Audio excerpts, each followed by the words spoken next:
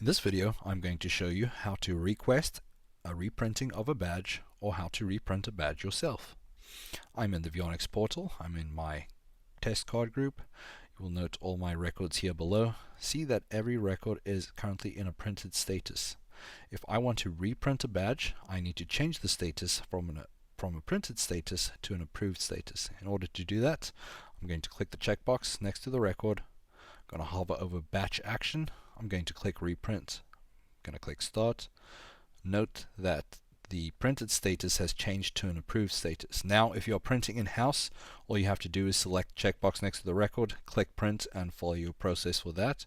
Or if Express Badging prints your badges, that last crucial step is to notify Express Badging that you have reapproved a badge for printing.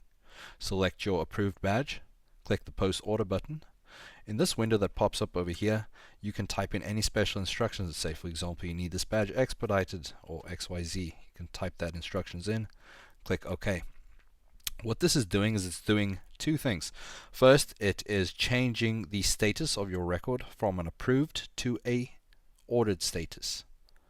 It is also generating two emails. One email goes to your personal email stating that you have ordered badges and it will be printed in 1 to 3 business days.